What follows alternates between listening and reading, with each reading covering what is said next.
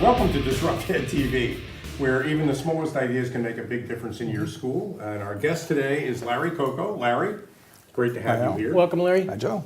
And Larry, you were the Director of Educational Technology for the New Jersey Department of Education, and you're now a consultant. Right. And you're here to talk about an issue that's important to me. I have a background in technology, and before the program, we were talking about how the rate of data is quadrupling, doubling. You've got statistics on that.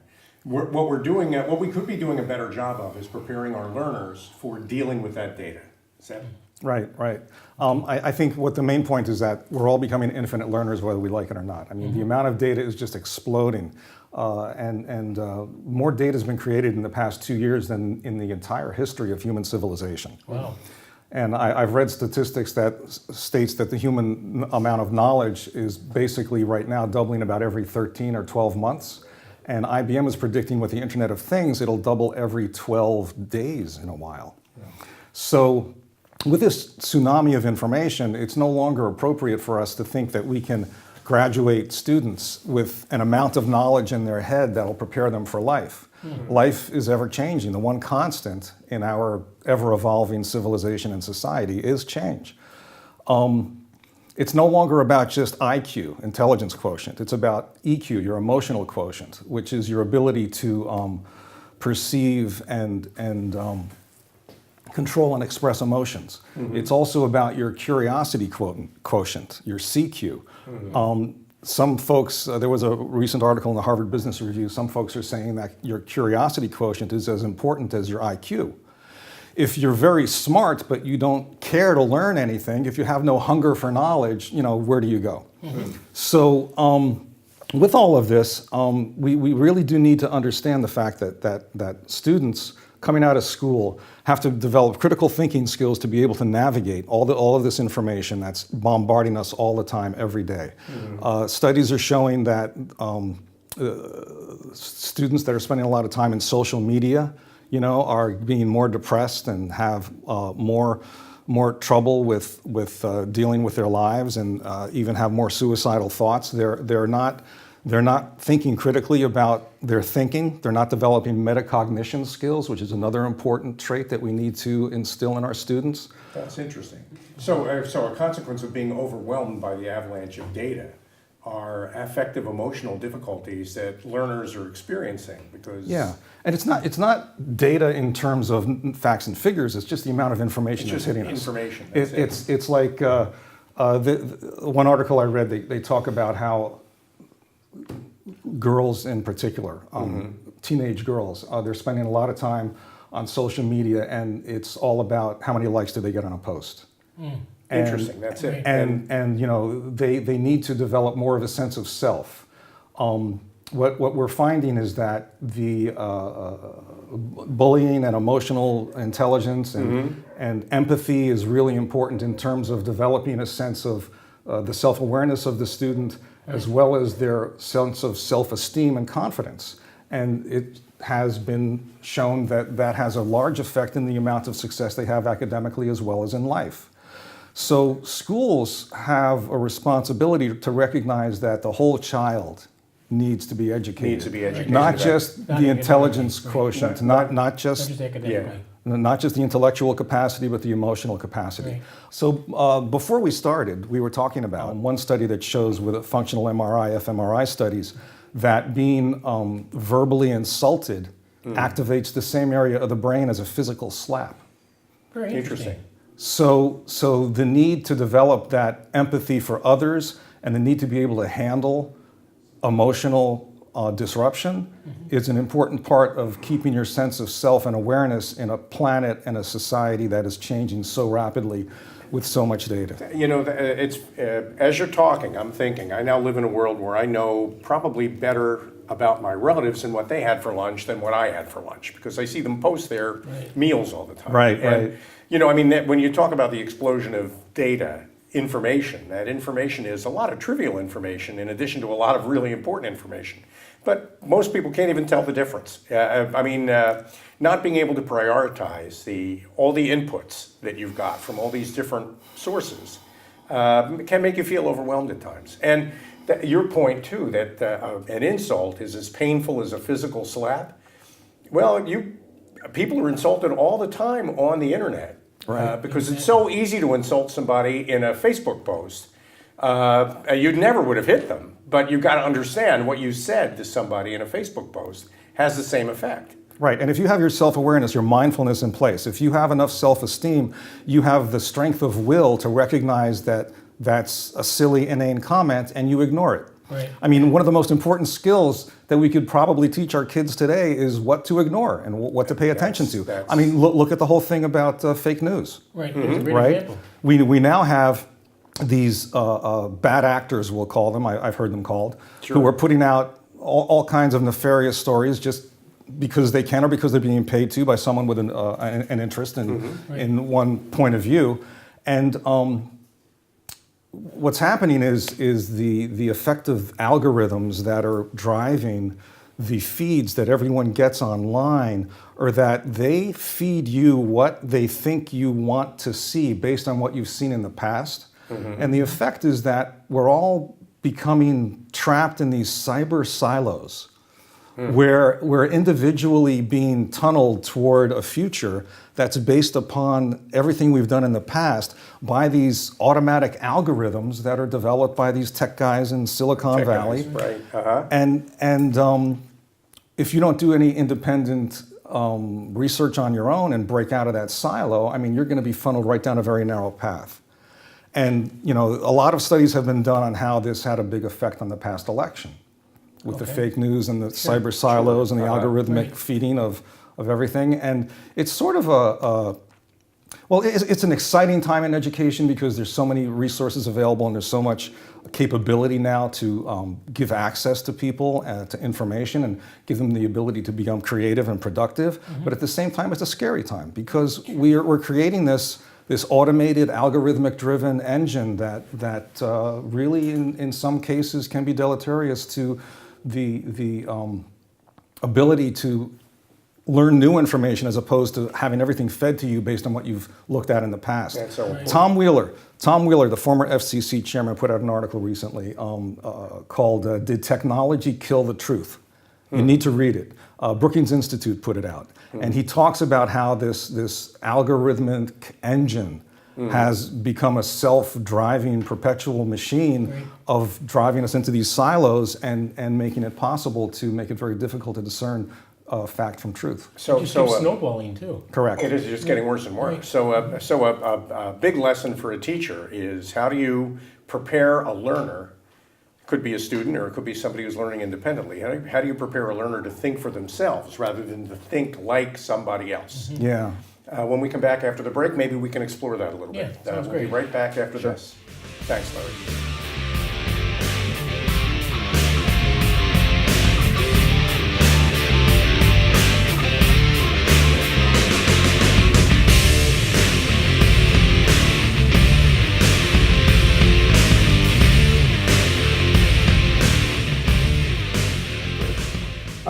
Welcome back to DisruptEDtv, where our guest today is Larry Cocco. Larry, in the last segment, we were talking about the importance of changing curricula to teach students, learners, how to do a better job processing this avalanche of information you were talking about and to think for themselves. It's actually a bigger issue than that, isn't it?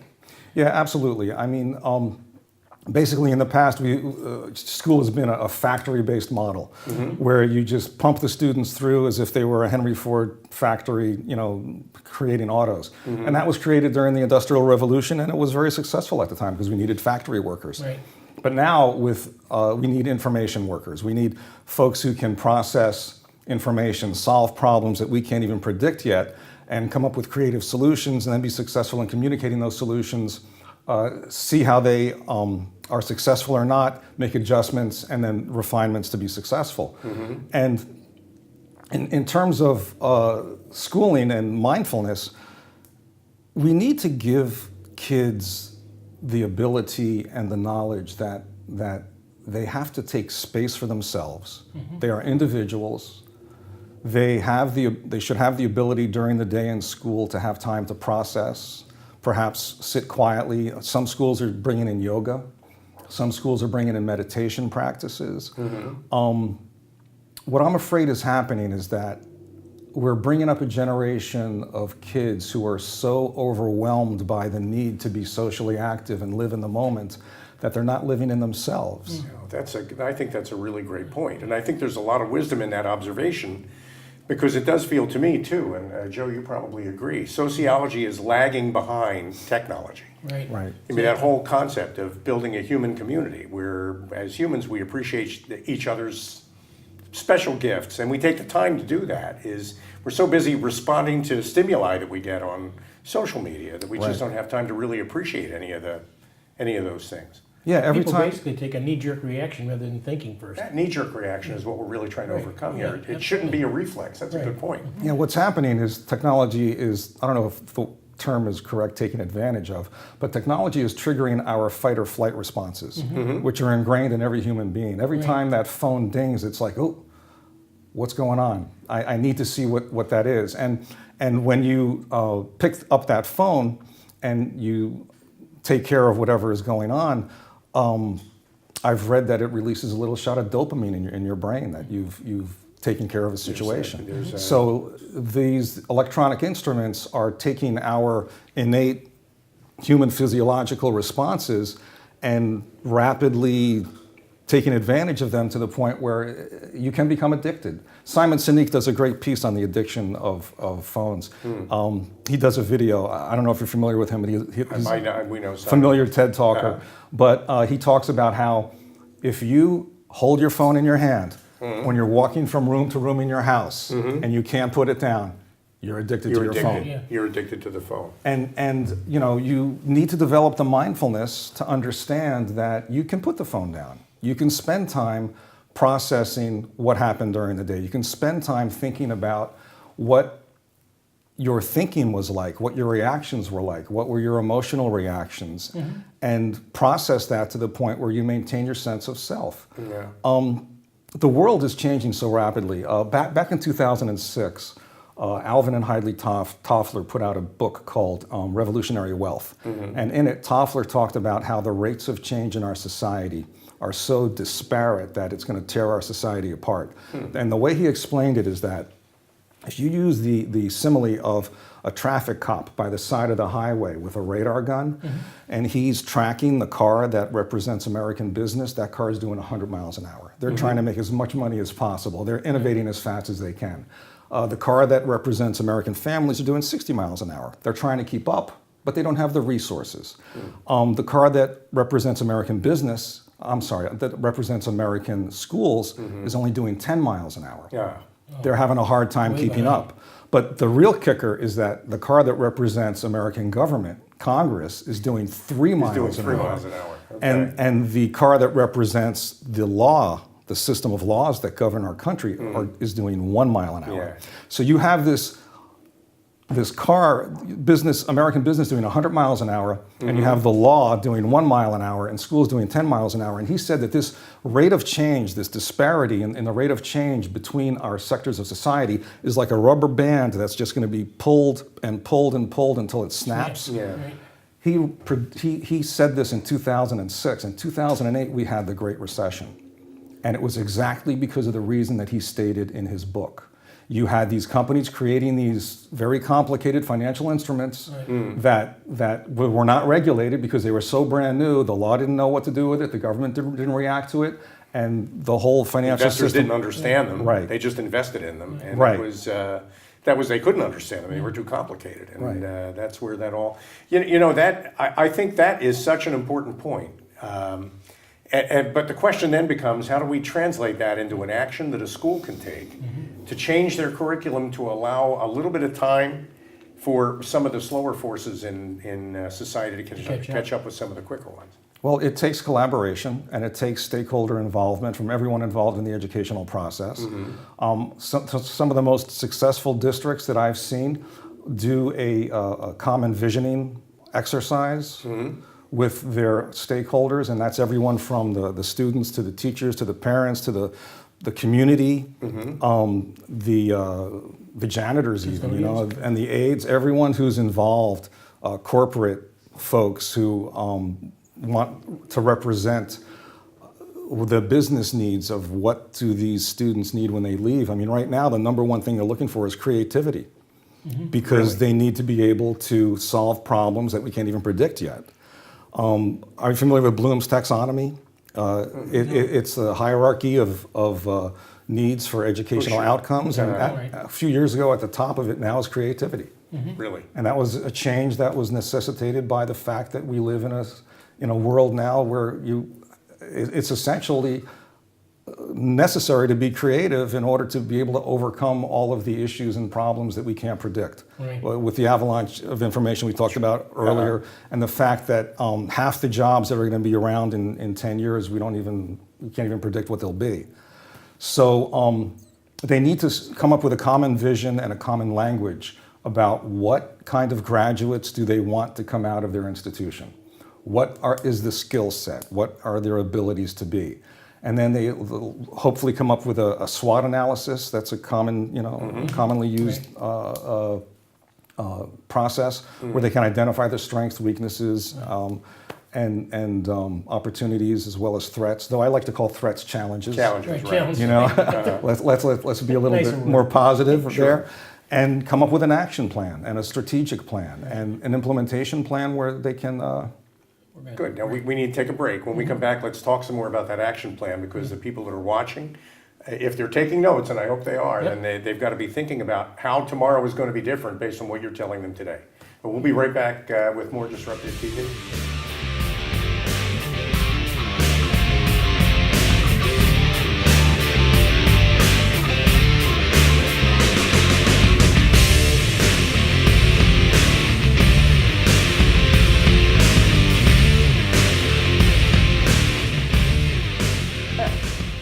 Welcome back to DisruptEDtv. My name is Alcini. I'm Joe Asamendi. And we're here with Larry Cocco, who is talking about how to prepare schools to help their learners, their students, deal with the avalanche of data and information that they're facing every day due to the explosion in all the technology. So, Larry, they're taking notes. Is this a new course we're talking about? Is it changes to the existing curricula that they're offering? What do they need to do? Well, they need to do a strategic planning process to come up with a common vision and a common language across all of their stakeholders in the educational community, and come up with an implementation plan that will decide specifically, do they want to infuse these new practices, the social emotional learning, emotional quotient, as well as curiosity quotient and intelligence quotient into all of their curricula? Do they want to have separate courses? Do they want to do what some other schools have done and bring in, a yoga practice or a meditation practice for students? It really depends on the input from their community. They should be really listening to their students and giving students a voice in how they'll be educated. Some of the most successful schools that I've seen are those that have brought the students into the planning process. And really that's what 21st century learning is about, because that's how you can get students motivated and help them develop their curiosity by letting them have a voice in what their line of study is. What problems are they going to solve, and how can those teachers support them in finding their passion and in fueling their curiosity so that they become lifelong learners? That makes so much sense to me. And so here's how I'm going to play that back to you based on the way I heard it. It is possible for kids to learn that they need to take time to make conscious decisions before they just mindlessly react to something that they're confronting in their environment. Very well put. When the time comes, kids who have learned that skill will, instead of being told to give up their phone, will make the choice to put their phone away for an hour or 2 hours and not have that phone interrupting them while they do something they consider to be more important. Yes. And by the way, a funny story, I've been trying to ignore my phone for a certain period of time every day. Try it. It's hard. It's hard. It is It's hard. so difficult. It's hard. And but you told a story a little while ago about how when the phone rings, we all feel like we need to do something about it. Right. I mean, so this is not necessarily a totally new technology problem. We've had the phone for about 100 years. So for about 90 years, people have been dealing with the phone the way Pavlov's dogs dealt with with the bell that Pavlov used to ring. Right. It's a conditioned response to run for the phone, even though 90% of the time it's a call you don't need to pick up. Yeah, but now it's in your pocket all the time. That's the difference. Now it's with you It's all like- the it's time. like Star Because you Trek. Go from one place to another. Yeah, It's like carry it right with here. you all Like the a time. Star Trek communicator. Yeah. Beam me Yeah, up, Scotty. It just feels like, and it always seems like such an adaptive, proper thing to Yeah. do, to immediately Right. respond, but most Right. of the time, much of the time, it's not the right thing to do. Yeah, and getting back to what schools can think about doing to help students navigate this strange new world, we need to understand that education is organic. It's not mechanical. It's not a factory. We're turning out human beings, and we need to realize that education in the past hasn't really treated students like human beings. That was you said teach the whole child before the program. In our pre-interview, you said we need to learn how to teach the whole child. IQ, Right. Not just the part that knows how to do great programs or the Right. part that knows how to build Yep. computers. Yep, going back to the main point that it's not just about intellectual IQ. It's about the ability to process and control and express your emotional state and have the empathy to live in someone else's shoes and understand where they're coming from, because one of the most important skills in the 21st century environment is collaboration and communication. And if you can't empathize with the folks that you're collaborating with, if you don't understand how to properly communicate with them and fill their needs as well as your own, you won't be as successful as you won't could be be. able. Right. So as crazy as it is to bring yoga in to a curriculum, I mean, it was one of the things you suggested, because it teaches people the discipline to manage time. It could be a great way, in fact, to address the problem that you're describing for us today. It could very well be. And I think schools need to come to that decision with their students and with their parents. It's a community-based event. I mean, in an ideal situation, a school is a community anchor. Right. And you need to get the input from those folks, as well as from corporate folks, as well as from non-government organizations, community organizations. It becomes an ecosystem of education where the children and the students, they're supported. Yeah. In school and out school. I mean, they're in school, what, 6 hours a day, Right. 9 months a year, and what happens the rest of the time? Hopefully, when they leave school, they'll leave with a curious state of mind that helps them realize that everything that they do is an opportunity to learn something else. I mean, they need to be curious about why did that particular post have that point of view? Yeah. And understand that it may not have been for the best reason, and it may not be true. They need to understand that their place in the planet is their own, and they need to understand that they have the opportunity and really the personal responsibility to do that self-reflection and to maintain their sense of self and not to get swept up in a tidal wave of other people's opinions. They need to have their own. And that is really critical. So you've got to learn to ask yourself questions like, why is this person on the cover of this website, or why is this? When you start questioning other people's intentions and motives, you understand and refuse to be manipulated by them. Instead, you take your own course rather than follow the course they predicted you would take when they posted that. Right, and that's all driven by algorithms right now. It's Yeah, an right now automated cyber silo society that we're being forced into, and unless if we take possession of our own thoughts and our own actions, we'll be just swept along in it. You wonder whether free will is a gift or a responsibility or a curse. But the truth is, learning how to use free will is really what you're talking about. Yes, I think the that's a great concept of point. being a lifelong learner is very important too, because people should take a whole lifetime to learn. The fact that That's there are people in exactly their 50s and 60s that could learn a lesson Sure. from what you're talking Absolutely. about today. Yeah, I mean, up until the 1900s, the amount of knowledge on the planet doubled every 100 years. Now, like I said before, it's every 12 months, and they're predicting every 12 hours. It's going to be even just- crazier than that. So, Yeah. and that means that no matter where you are in your life, you can learn to be a little bit smarter about how you deal with all this data that you're presented with all the time. Yep, learning is a process, it is not a product. It's a verb, not a noun. That's a great way to end our program. Now, we're coming up on that part of our program where you get to tell everybody how they can reach you if they have questions, or if you can help them. Maybe you can look into your camera and just say who you are, how they can reach you, what you can help them with. Sure, my name is Larry Cocco. You can reach me at lmcocco@gmail.com, and it's LMCOCCO. My Twitter handle is @LMCOCCO. If you'd like to discuss anything we've talked about today, or I do digital learning consulting for schools and companies and non-government organizations, please reach out and we can talk. Larry, thank you so much for being our guest today on DisruptEDtv. My name is Al Cini. I'm still Joe Osamendi. Absolutely great. What it's so good to have you here, and it's so good to be with you. And thank you, Larry. And thank all of you for tuning in. And I hope that one or two of the ideas that Larry shared with us today can help you make a difference tomorrow. See you next time on DisruptEDtv. Bye now.